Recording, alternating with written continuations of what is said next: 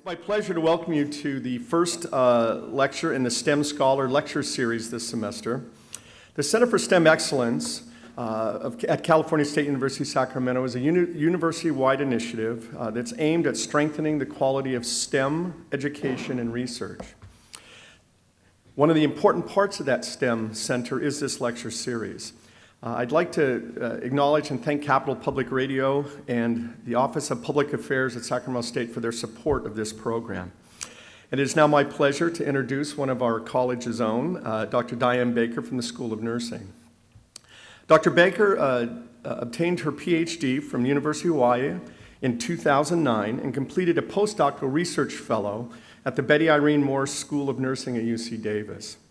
She received her master's and two masters actually in child development here at Sacramento, nursing and child development here at Sacramento State University.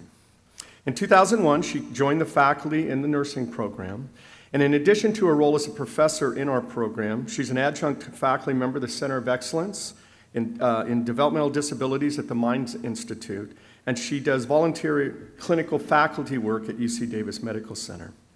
Her research includes hospital-based and as well as community-based studies that rely on both qualitative and quantitative methods. During the span of her 30-plus years, that's impressive, 30-plus years, as a nurse, she's partnered with multiple organizations and hospitals to design research studies aimed at reducing health disparities. She obtained a $1 million research funding. She's obtained over $1 million in research funding and was awarded the National Institute of Health grant to reduce health inequities experienced by the Hmong community in the Sacramento region. She also currently works in local hospitals to reduce 30-day hospital admissions. Tonight, her talk is entitled, Nurses to the Rescue, Saving Lives One Clean Mouth at a Time. She will be discussing the results of a recent pilot program at Sutter Medical Center studying methods to prevent non-ventilatory hospital-acquired pneumonia among hospital patients. Please join me in welcoming Dr. Baker to the stage.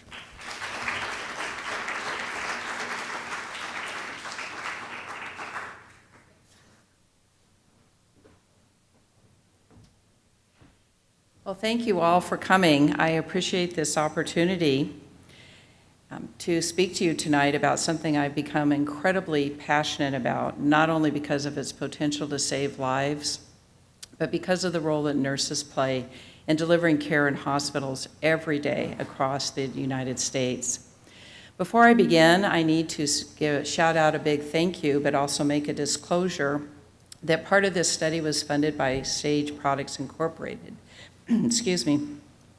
They gave us an unrestricted research grant, and it wouldn't have been possible to carry out this research without it, because at the time we were using paper charts. We didn't have electronic health records, and each one of them had to be hand analyzed, and we needed this workforce, and Sage provided the funding for that, so thank you. I also want to thank the STEM Center for Excellence, Science, Technology, Engineering, and Mathematics, to talk about how nurses use this. And as we take our adventure tonight to look at how nurses use science to solve problems, I will be touching on the areas of science, technology, engineering, and math. Nurses use all of these things every day. First, a little background. What is happening in healthcare? What's happening in our hospitals? Back in 1999, the Institute of Medicine sent out a report called To Err is Human. This was basically a large bombshell, not only for the medical community, but for consumers of healthcare across our country. And what they said was that 98,000 people a year die in hospitals from hospital-caused problems. Many of these mistakes and errors that were occurring in hospitals were related to hospital-acquired infections. And that means infections that occur after 48 hours of being in the hospital. Unfortunately, things weren't a lot better 10 years later. In 2010, another report was released that indicated that hospitals kill more people annually than such feared threats as AIDS, breast cancer, and motor vehicle accidents. Deaths from medical errors in hospitals is the equivalent of 10 jumbo jets going down every week. Think about it. To even give you another perspective, this would be the equivalent of the entire city of Modesto, California, dying every year. Many of these hospital-related errors are from hospital-acquired infections. So nurses have a hunch. Hospitals focused a lot of effort in driving down infections on things associated with devices. So if you had to have a tube to drain your urine, if you needed a needle for intravenous fluid, if you needed a tube put down your lungs for breathing, ventilated breathing, hospitals were told, you must report these things, you must get these numbers down, you can't have this type of infection anymore.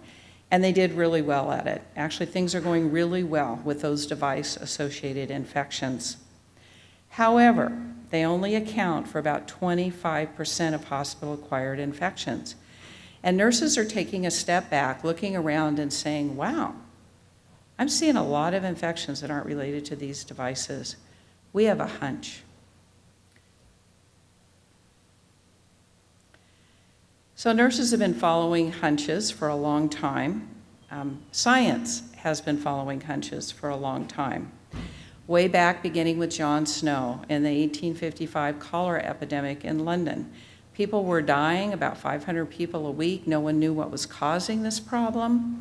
They thought that it was the air. And John Snow, who actually was an anesthesiologist and a general practitioner, started collecting data. He had a hunch. He thought he could see patterns. And when he investigated that, he found out that it was really the water, unsanitary water associated with the Broad Street pump that was the source of the cholera epidemic. The results of sanitizing water are still with us today. Thousands of lives have been saved. But John Snow's hunch didn't just come out of thin air. It was based on his grounding in solid science, his ability to put together all of his basic education and rethink something that was going on. And it's exactly this process that nurses use. When we have a hunch, we use science to rethink what's going on. We find solutions with these facts filed away in our brain that have been given to us as part of our general education. And as Dr. Joyce Brothers said, trust your hunches. They're usually based on facts filed away just below the conscious level. So nurses to the rescue, using our intuition. So let me tell you about a story to try to drive this point home and what the nurses were seeing in the hospital. Imagine May, a 56-year-old grandmother with 3 kids. She's taking care of them every week, and quite often she enjoys a 3-mile walk with her dog. She has a pretty great life, and she's very healthy and active. But May needs to go into the hospital. She has to have a small, uncomplicated surgery on her bowel. Things go well until 2 days after her surgery. At that point in time, May develops a fever. She starts feeling awful. She's listless. Her family notices that she's less alert. And the next thing you know, May is up in the ICU. She has a tube down her throat to ventilate and support her breathing. She's very sick. She spends 7 additional days in the hospital. And we're going to follow May through this journey, but this is this exact patient that created this hunch in the nurses. So once the hunch occurs, you have to start asking yourself some questions. What is going on? And in order to examine that, you first got to turn to mathematics. And in this case, we use biostatistics and epidemiology to help us sort out what was happening with patients not on a device, not on a ventilator, but we're still getting pneumonia, and in some cases dying. So we asked ourselves the question, how much non-ventilator pneumonia was occurring in hospitals? Was it happening in other hospitals? And if so, who was at risk? Who was getting it? So we launched a study.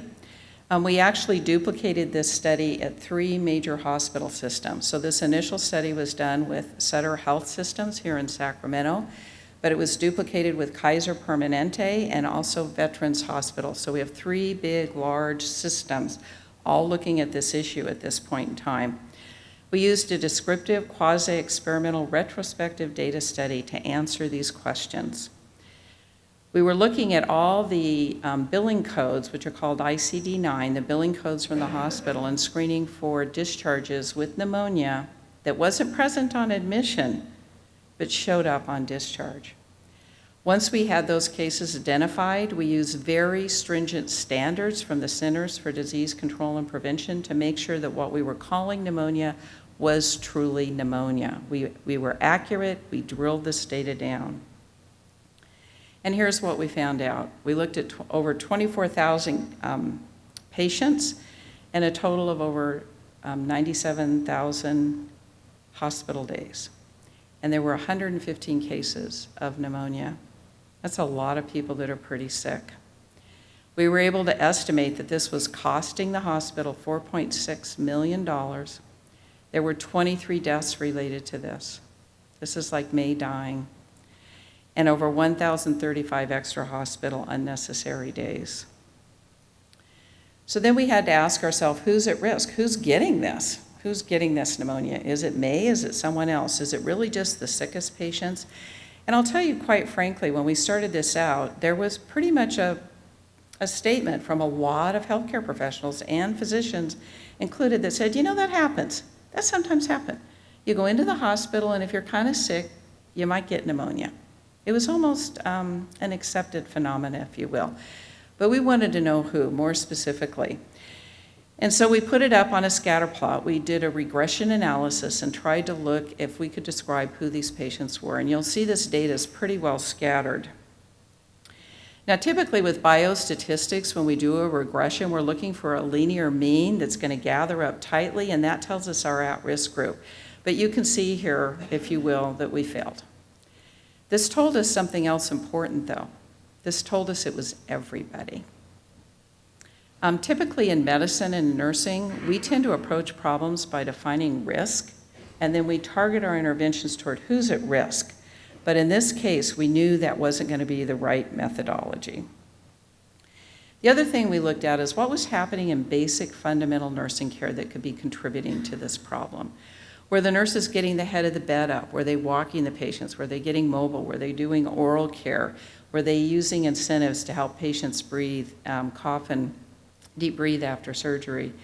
And the answer to that question was sorta, kinda, maybe not as much as we wish they would. But I would like to draw your attention to the oral care, third bar down. 75% of the time, we missed the opportunity to provide oral care. So in phase 1 of our study, what did we find out? Pneumonia is occurring in all kinds of patients. It is occurring in non-ventilated patients in significant numbers in all types of hospital systems, big, small, large, urban, rural, and within 3 major hospital networks that are active across the United States. It's costing lives and dollars, and patients were at risk on all types of units. It's the maternity patient who has to stay a few extra days. It's the pediatric patient. It's the 35-year-old healthy athlete that's coming in to have a little ortho surgery so he can get back out there and play some more golf. It was everywhere. So we could say that there were patients that were at more risk, no doubt about it, but we couldn't eliminate the risk altogether. And importantly, preventive nursing care was being missed. So now we have to turn back to science. We've used math to define the problem, and now we're going to go back to basic science and look at the principles of anatomy, physiology, microbiology, and genetics to help us uncork this problem. Unaddressed, undescribed, and unrecognized, but nurses have a hunch. So the first piece of this comes from the actual anatomical proximity of the oral cavity to the larynx and the bronchi and the lungs. They all sort of fit there together, and we depend on our epiglottis to kind of keep things straight about what's going down to the stomach and what's going in to the airways. And it makes a lot of sense that if there's a device that's going through the oral cavity and down into the lungs to help people breathe, that's that ventilated patient, we can easily say that's a risk. But when there wasn't that tube, we weren't necessarily seeing it. So Frank Scanapico and his group from the University of Buffalo began to describe this process called microaspiration. and that patients are taking tiny little drips, if you will, of the oral saliva, and that's drifting down into their lungs on a pretty regular basis. At least 45% we know do this on a fairly regular basis, and probably all of us have these little micro aspirations. Most of the time, not a problem. Have you ever noticed every once in a while you kind of cough? Or you take an extra deep breath? You probably have a little of that saliva dripping down there, and your body's just taking care of business. These micro aspirations don't tend to impact healthy individuals, but when you go into the hospital, things change. And we have to start considering the microbiome of the oral cavity. Jeffrey McLean out of the University of Washington and UC San Diego has begun to describe the importance of the oral microbiome. So the microbiome is that part of your body that you live with every day. It's all the bacteria that lives within you. And the National Institutes of Health has recently launched a study to begin addressing the impact of health on the microbiome within the human body. Specifically, they've looked at the oral cavity, the gut, along with the skin. And you probably won't be surprised to find out that the largest microbiome in the human body actually exists in our oral flora. So we have 20 billion microbes in our mouth. These include bacteria, protozoa, fungi, and virus. Typically, they are there, they're healthy, they don't cause us any problems, and some of them are even essential and vital to our health.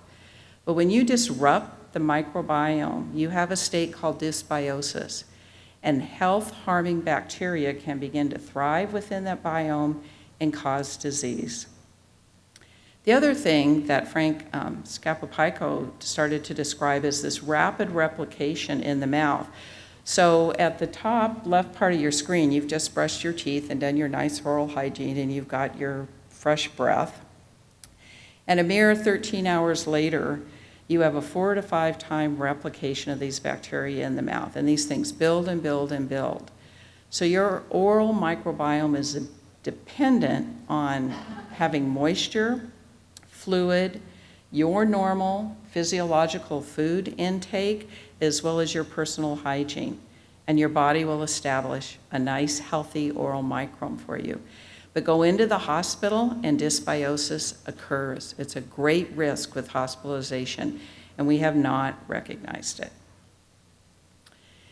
So health professionals were not appreciating the potential for non-ventilated hospital-acquired pneumonia and the importance of oral care, and of missing and maintaining the oral indigenous microbiota. So think now to May. So she's our 56-year-old grandma. She's coming into the hospital. She's going to have this kind of uncomplicated surgery. And what do we do to May?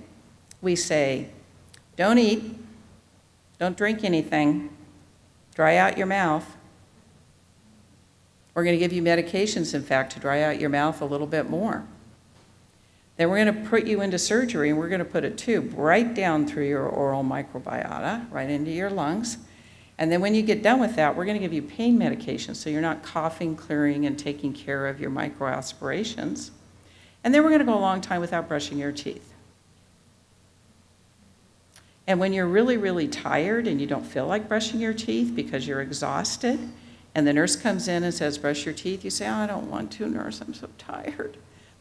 And the nurse, of course, is viewing oral care as comfort care, not as life-saving care, but as oral care, something nice to do. Let me make you comfy. So, being a nurse, totally respecting patient-centered care, says, fine, we can skip your oral care today. And what do we have? An absolute perfect setup. So by understanding the anatomy, the physiology, the genetics, and what's going on with the oral microbiome, we can clearly describe what happened to May and how she got her pneumonia. So what do we do now? We know the incident of the problem. We know about the risk factors. We understand the basic sciences.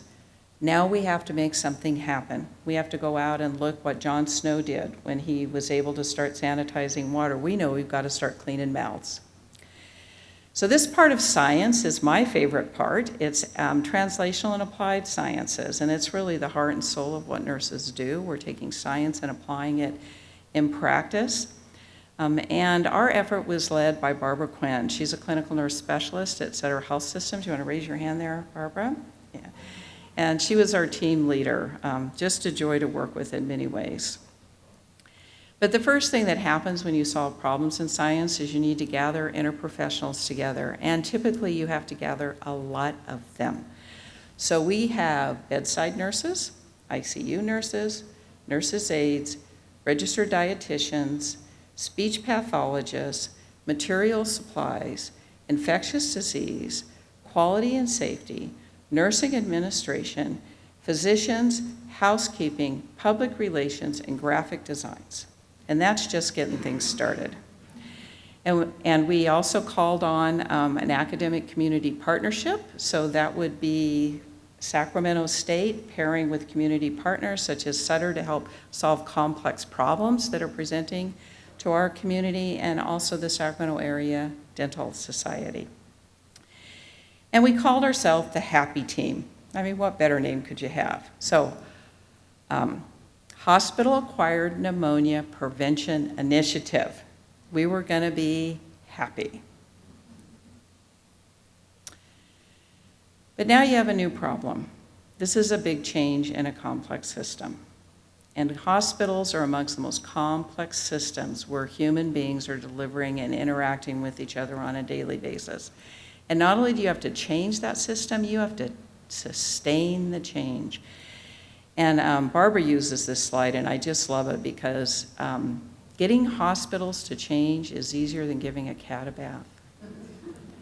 And I mean that quite seriously. So what did we have to do? We have to call on some additional sciences, and now we're reaching our hand over to the experts in psychology and sociology. And in this particular case, we selected to use a program that's from Vital Smarts. It's called the Influencer Model. And what it does is it looks at the psychology of individual human behavior, the sociology of change within group dynamics, and helps you organize a plan to make that change happen. So we knew we needed lots of education. We needed to create a new social culture, a new social norming behavior amongst the nurses, and we needed to have some structural reinforcement. We needed to get the right tools in the right place at the right time.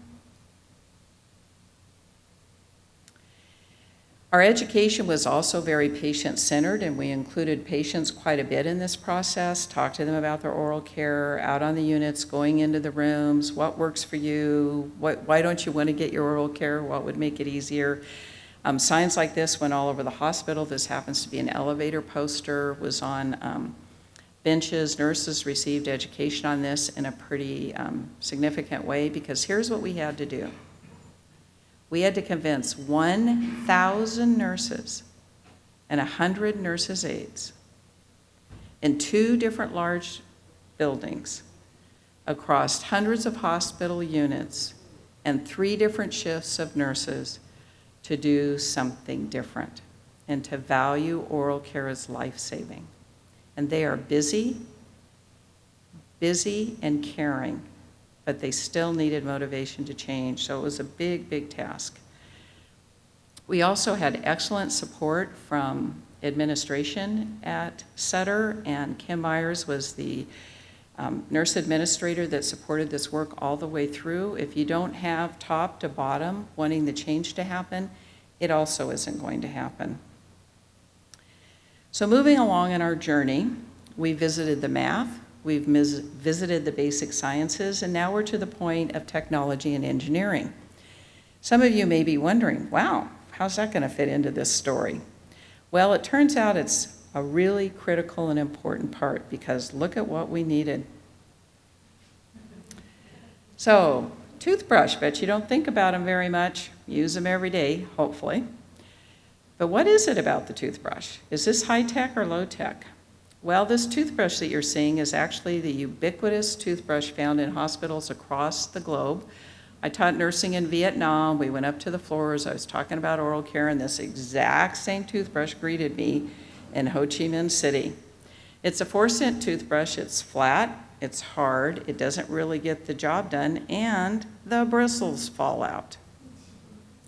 But if you're thinking about oral care is something comfortable, you just need to swish the brush in there, little minty toothpaste, swish it around, you're comfy now, it would do the job. But we needed something much more than that.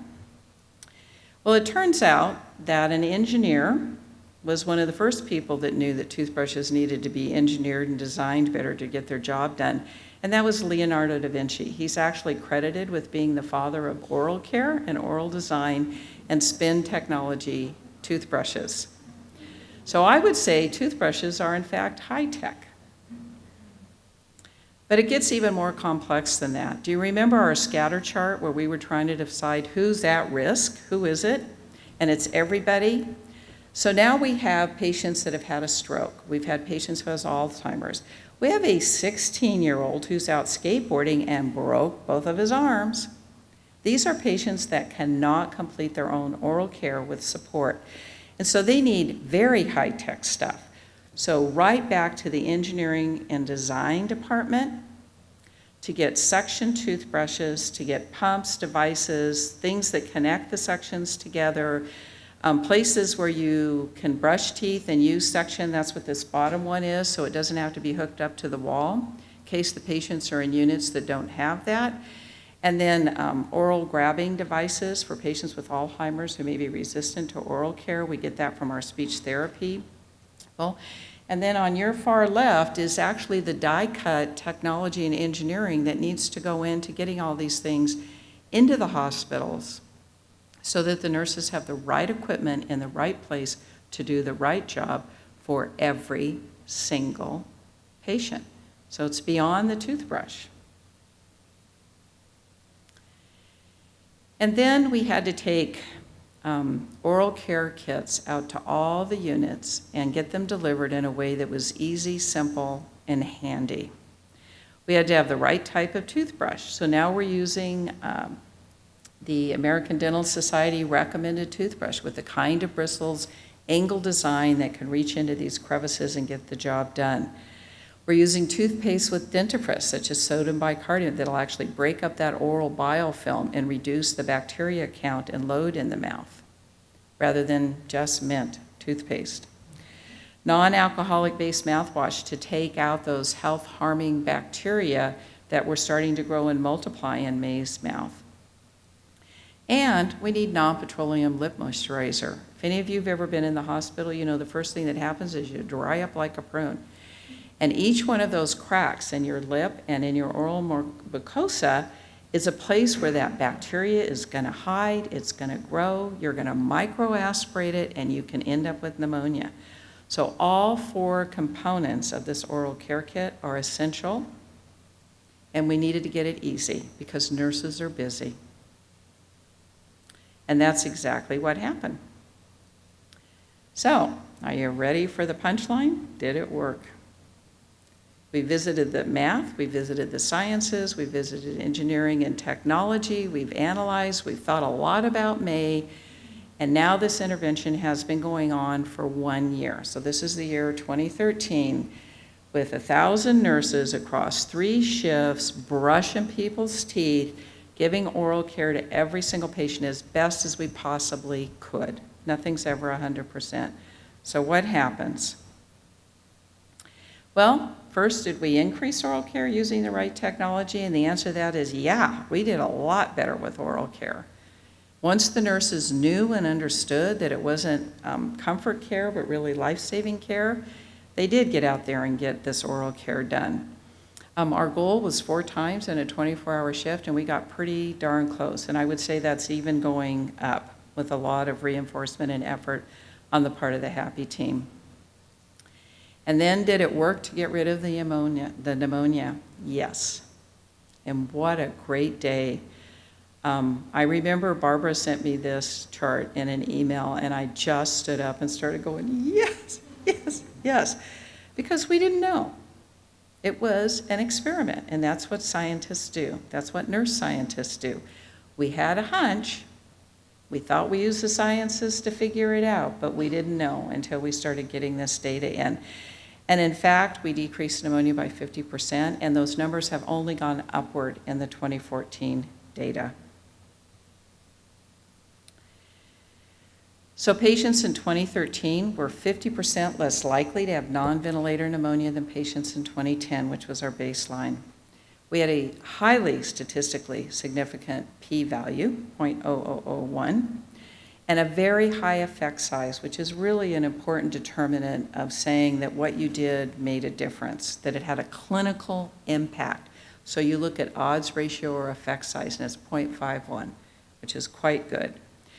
And then we looked at the confidence interval, and the closer together the confidence interval, the more you know that you've captured the data that you needed, the more confident you can be in your results. And we had a very tight confidence interval that also indicated statistical significance. I conduct research, I've been doing it for about 10 years. I have never had results that have been this tight. I was just ecstatic. This is such great news. And it means that we know we're confident. We did it. And we did it the right way. So then you start looking at, so what's the impact of the hospital? How do you carry this message to administration and to nurse leaders and say, what do you need to be thinking about? Well, we know we avoided 60 cases of non-ventilated pneumonia. That's a lot of people that didn't get sick. At 2.4 million in costs avoided, and minus the 117,000 for these extra toothbrushes and suction toothbrushes and the technology that we needed. So we had a 2.2 million plus return on investment. That's money, that's healthcare dollars, that's fiduciary responsibility. It's one of the 14 professional standards in nursing is to pay attention to cost because it's an important part of healthcare delivery. And look at the great story here as well. But that story pales in comparison when you get to this. We know we saved at least 12 lives that year. What an impact. What a great day for nursing. And you know what? If we take May's story, which by the way is a true story, if we take May's story and we put her back in that hospital today, May goes home. She's back babysitting those 3 grandkids. She's walking that dog and her quality of life resumes. Very priceless. So what are some take-home ideas for this, both for Sacramento State and for the nursing profession? First of all, hunches lead to scientific inquiry, but the hunches are only as good as the basic education that the nurse receives.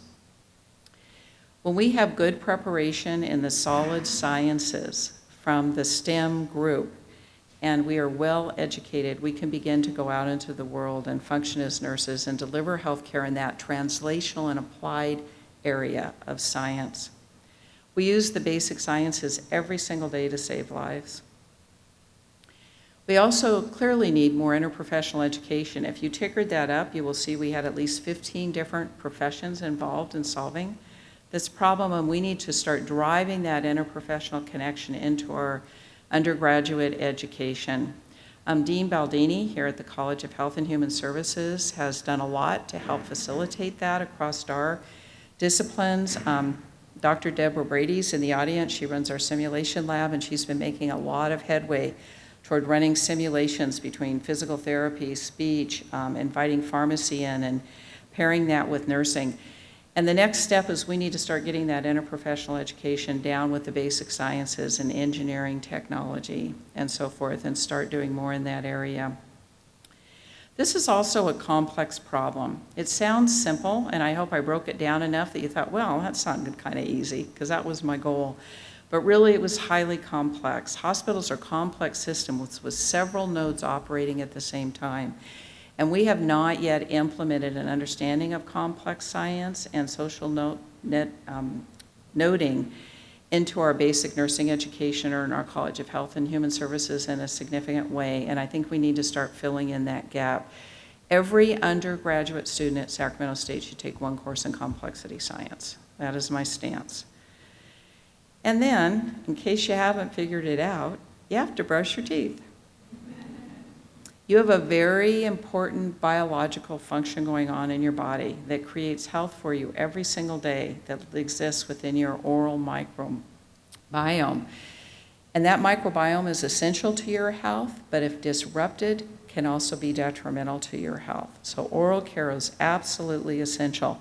If you have any loved ones in the hospital, make sure they're getting their teeth brushed with the right equipment in the right way. The other big go-home message about all of this is that science is fun. You have to celebrate when you have successes, and this is the happy team having a ball one day and going out and spreading this good news to the nursing units and hospital administration and finding joy in your work and using the basic sciences to solve problems is about the most fun I think anybody could possibly have. Nurses thank the sciences. I'm very thankful to Mr. Craig, who was my anatomy and physiology teacher back at Chico State decades ago. I had a physics teacher, and I remember quite well doing my first unknown in microbiology. So nurses are thankful every day for our education in the basic sciences. Also want to give a big shout out to Sutter Health Systems that actually ran this study and had the necessary support, drive, and caring passion to do better for the patients. The happy team, of course. Are there any other happy members here? Yeah, okay. Sacramento Dental Society, the Sutter Institute for Medical Research, which did our biostatistics, all of the nursing staff at Sutter. The Department of Veteran Affairs at Salem, Virginia, for letting us look and snoop around their data to find out if they had non-ventilator pneumonia. Kaiser Permanente, South Sacramento.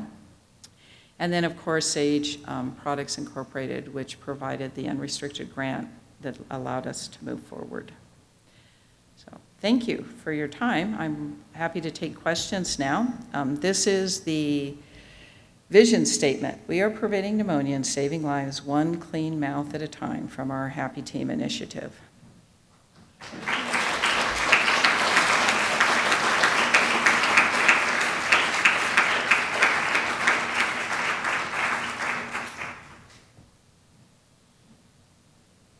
Yes.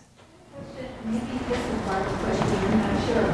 How do you make sure that toothbrushing isn't just a wish and promise? What do you do for making sure that the quality of the interaction, how do you Okay, so to repeat the question, how do you make sure that toothbrushing is toothbrushing and isn't just a wish and a promise? Well, that was done by setting up clear educational standards, developing new oral care protocols, which actually were not in place at the hospital before, and going out to every unit, doing return demonstrations and having the nurses brush each other's teeth and talking about this is how you brush teeth. This is a good job. So there was a lot of quality maintenance and education that went into that. Great question. And by the way, Barbara did a lot of that. She's doing a lot of shifts. She has brushed so much teeth now. Yes? I have a question about respiratory care and the staff, the respiratory therapists. What role did they play in this program and what role they didn't? What role did they? His question is about respiratory therapists and what role they played in this program. So respiratory therapists were highly involved in the ventilator-acquired pneumonia and also helping us understand the oral flora and what needed to happen. But the suction toothbrushes and those other kind of devices are guided and used by respiratory therapists in providing care as well. So it's really a team effort. Respiratory therapists are really the expert about that system, and that's the system that we were worried about. We also looked at other types of possible interventions using incentive spirometer that respiratory therapists do, turning, coughing, deep breathing, using oral care right before surgery, and I was trying to think of some. Can you think of anything else, Barb?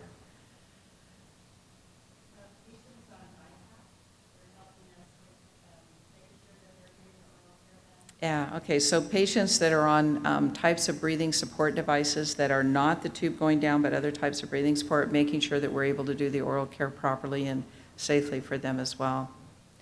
Yeah, thank you. Mm-hmm. Results with them using the oral chlorhexidine gluconate with brushing the teeth? Because I know some hospitals have it where they use that solution twice a day in addition to brushing the teeth. Okay, so her question is about chlorhexidine. So chlorhexidine is an antiseptic mouthwash, which is good at really reducing the colonization of bacteria. And it is cited and used in many, many studies. It's actually considered to be an important part of oral care, particularly for patients that have a ventilator. But we wanted to find out if we could solve this problem without using that type of a powerful agent for a couple of different reasons that are pretty important. So thank you for asking the question. First, in general overall principles of infectious disease control, you always want to use environmental control before you use chemical agents.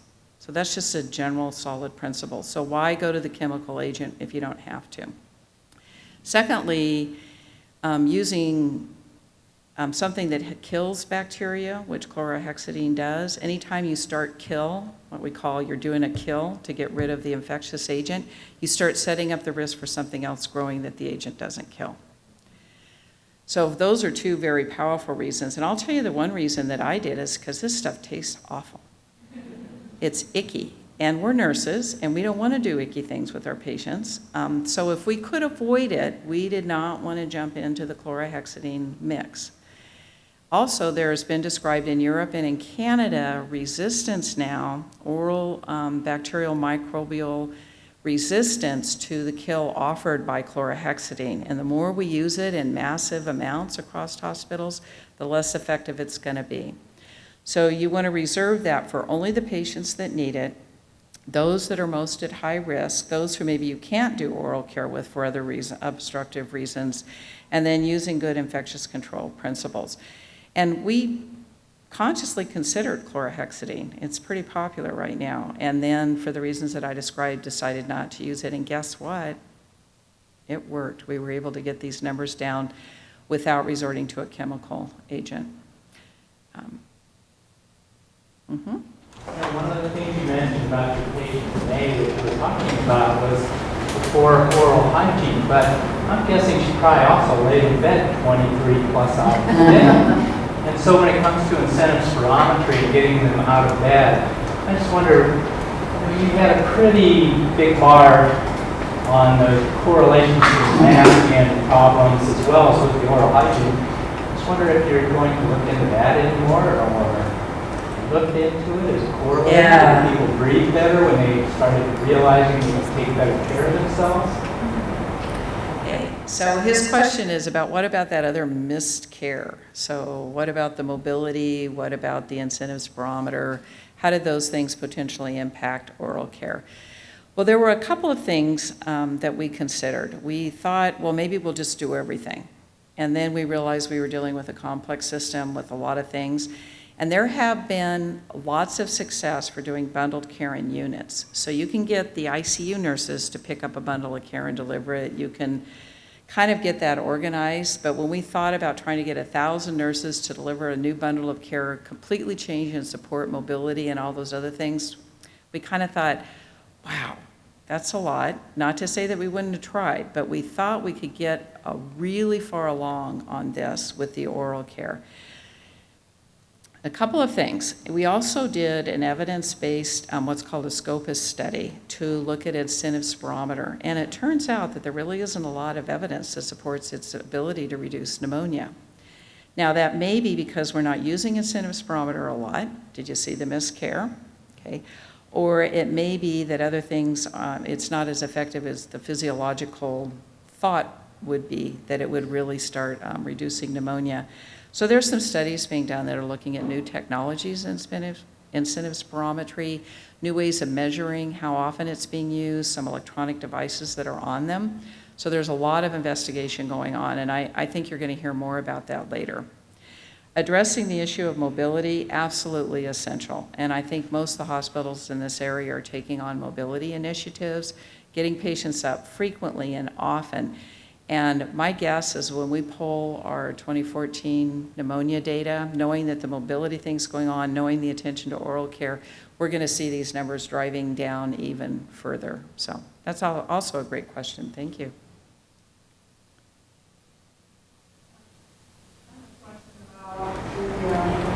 Description of the sample to your patients and respondents.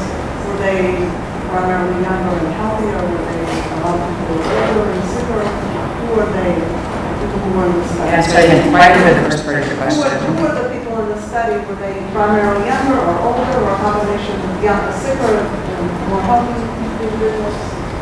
Okay, who were the people in the study? The people in the study were the 24,000 hospital admissions, and it was everybody, all adults. So young, old, coming in very sick, cancer, everybody. And we compared everybody with everybody. And we also looked to make sure that there wasn't any difference in typical admission patterns between the 2 years as well. One thing I'll tell you, we held our breath the whole year, going, please, please don't make this an abnormally large flu epidemic year, please, please, please, because that might have potentially really thrown our data off. But the 2 years actually matched up pretty nicely. For me, was I really had a chance to do some analysis of the groups and see who might, do fare better than the others, compared, let's say, younger versus older patients.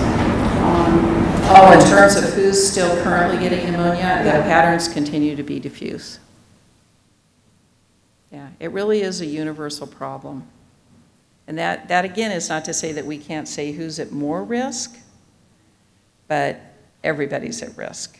And those, both groups played out in both the pre and post intervention. Saline lavage is used a lot by respiratory care practitioners. Isn't introducing toothpaste and rinse and so on, especially in the patient who has no gag or no or has no cough, was that included? Were those folks in the sample as well? I mean, it must have been. Yeah, okay, so if I understand your question correctly, he's asking, what about patients that don't have a gag response, that can't cough, that may be at risk at kind of aspirating the toothpaste and stuff? And that's where we went back to engineering. We needed toothbrushes that had enough sufficient suction, we could get in there and do the oral care at the same time it's being sucked out. So there's no residual fluid left in the mouth. And it's exactly those patients that have had a stroke, that have poor gag reflex, that can't otherwise do their own coughing and oral clearing. Because we wanted everybody to get oral care, and that's what those toothbrushes are for. And they're very highly engineered and designed, actually.